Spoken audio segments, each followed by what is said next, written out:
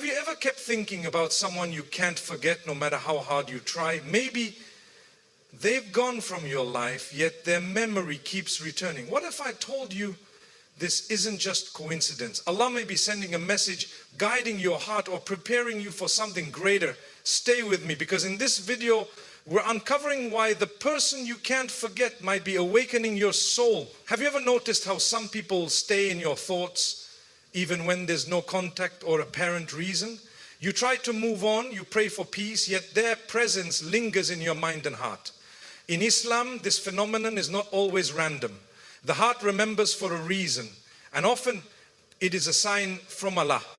The human heart is a creation of Allah, delicate yet profound, capable of holding emotions, memories, and lessons that the mind cannot always understand.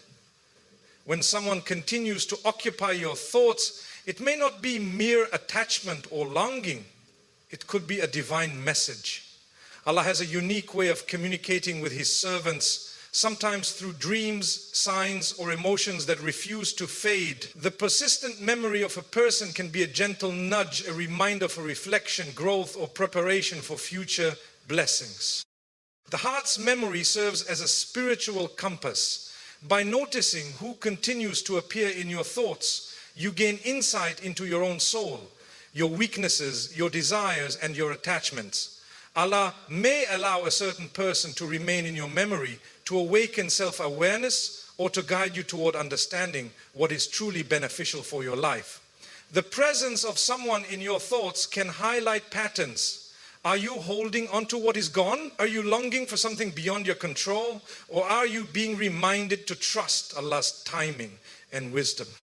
Islam teaches that everything in our lives, including our emotions, has meaning and purpose. The Quran reminds us, and it may be that you dislike a thing which is good for you and that you like a thing which is bad for you. Allah knows, while you know not.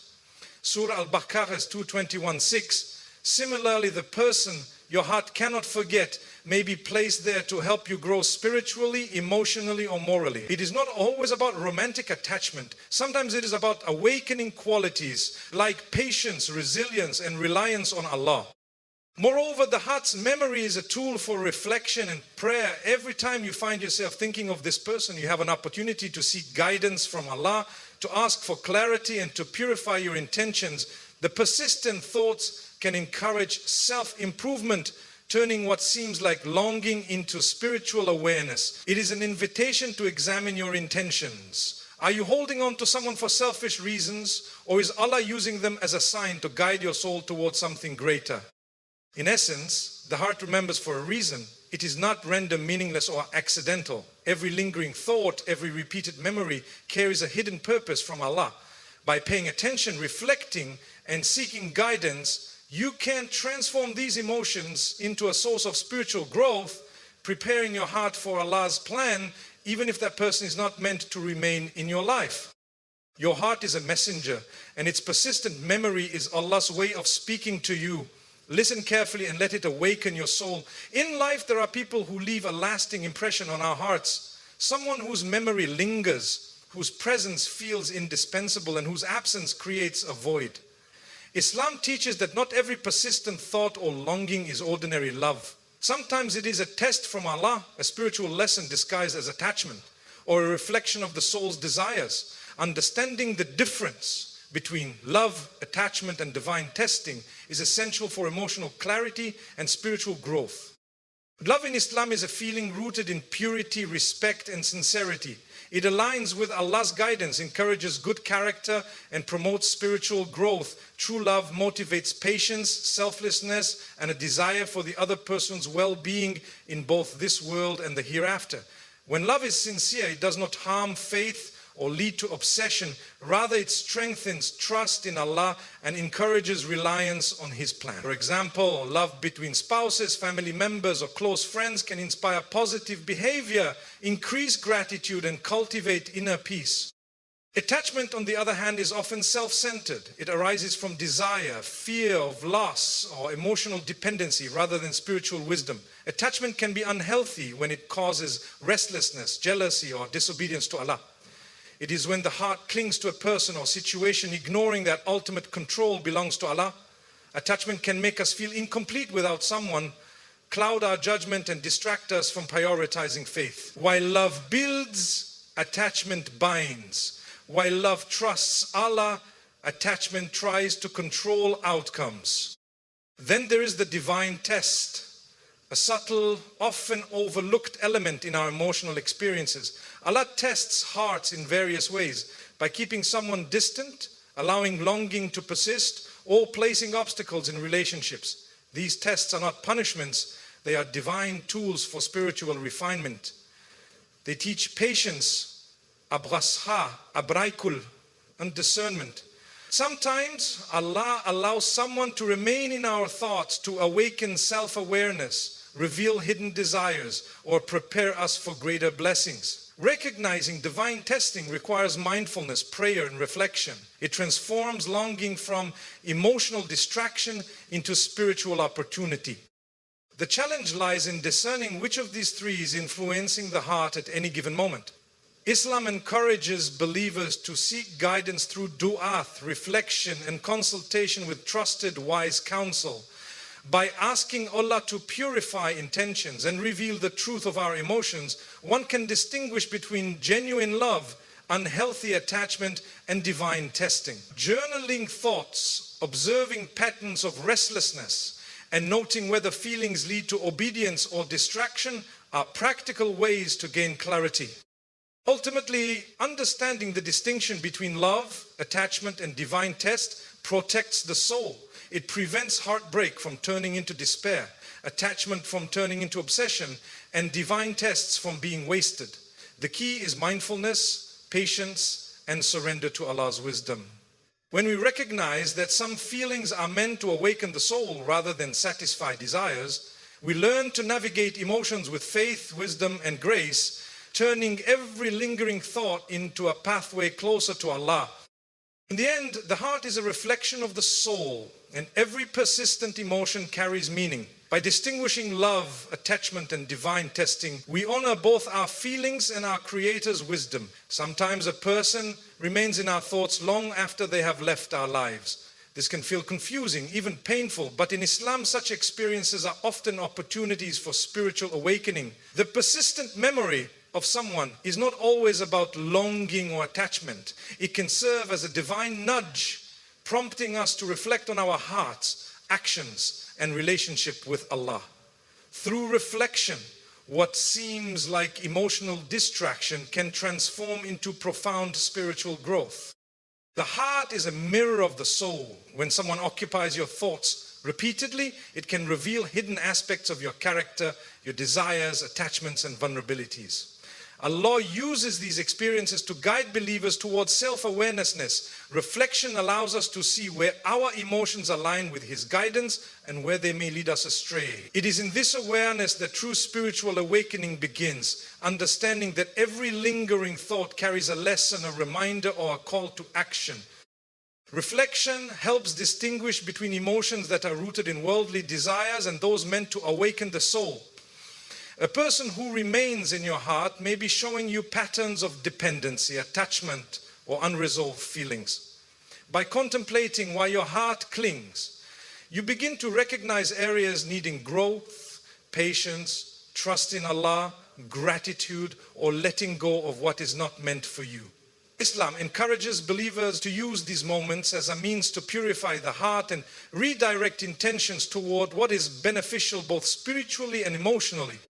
Furthermore, reflection strengthens the connection with Allah. The Quran frequently reminds believers to ponder over their experiences and the creation around them. Do they not reflect upon themselves? Surah Ar-Rum 38. By reflecting on why someone remains in your thoughts, you are engaging in a form of contemplation that encourages prayer, dua, and reliance on divine wisdom. It is a reminder that Allah is in control and every emotion, memory, and circumstance has purpose. Reflection also cultivates emotional resilience. When we face unresolved feelings or repeated thoughts of someone, it can stir restlessness or longing. But by consciously reflecting, we learn to channel these emotions into spiritual insight rather than allowing them to dominate our hearts. we begin to see that what feels like obsession or distraction is actually a pathway to understanding our own soul, refining our intentions and growing closer to Allah. Ultimately, the spiritual awakening through reflection transforms lingering thoughts into guidance.